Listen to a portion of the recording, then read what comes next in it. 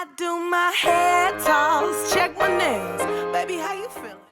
Bonjour, Sabine André-Milton, historienne. Et alors, si j'étais un instrument de musique, j'aurais été un piano parce que j'aime beaucoup cet instrument qui se dégage donc vraiment une harmonie. Parce qu'à travers donc, le son du piano, je me retrouve en tant que personne en recherche justement d'harmonie, de bien-être, de cocon familial. Et je trouve que justement ce lien qu'il y a entre le musicien et son instrument, c'est vraiment l'harmonie que moi je recherche dans ma vie courante. Alors je suis historienne, donc docteur en histoire, spécialiste en histoire militaire, simplement parce que à la base j'ai toujours voulu être enseignante. Je voulais être prof d'anglais.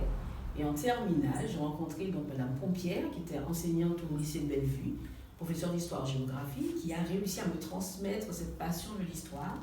Et donc j'en ai fait des études commencées sur le campus de Schœlcher, poursuivies à la Sorbonne, et de retour en Martinique, j'ai soutenu un doctorat.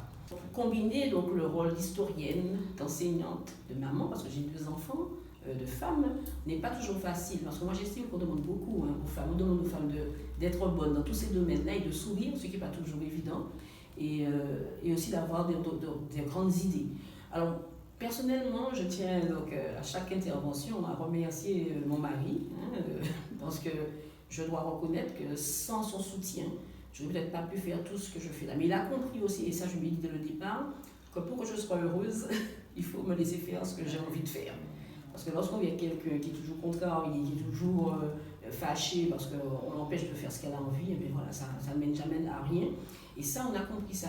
Et moi, à mes élèves, je leur dis, il faut essayer de trouver, alors mais essayer, c'est pas évident, des personnes qui vous tirent vers le haut.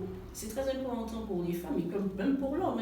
Si vous avez des gens qui vous tirent que vers le bas, de vous-même, non. Donc il faut essayer de trouver quelqu'un qui vous tire vers le haut, qui vous appuie dans vos projets. Alors c'est facile à dire, c'est pas évident, parce que des fois vous avez quand même des passions qui vous phagocytent et qui entraînent donc des répercussions sur la vie de famille, mais il faut trouver le juste milieu, c'est-à-dire que soi-même se dire, bon, ben voilà, là j'ai exagéré, je lève le pied, je repars, etc. Et c'est très important d'être bien accompagné. Alors moi, les conseils que je veux donner aux filles, si elles ont la chance de trouver quelqu'un qui les soutient, c'est très bien, d'accord, mais de faire comprendre à cette personne-là aussi que, voilà, que pour qu'elle soit heureuse, ça fait partie d'un ensemble. Et inversement, donc il faut aussi admettre que l'autre est des passions.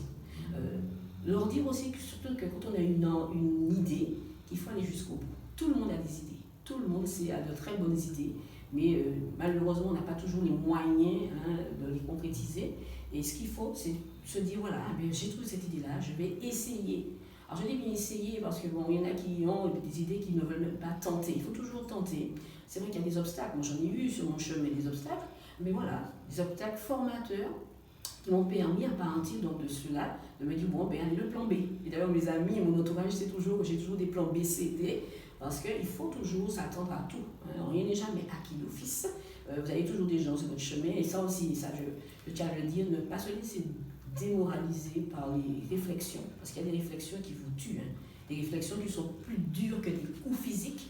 Mais c'est ça, mais se dire, bon, la personne a dit ça, qu'est-ce que je peux tirer, qu'est-ce que je peux faire, et rebondir toujours, ne pas se laisser abattre. Il n'y a pas de problème sans solution. Voilà.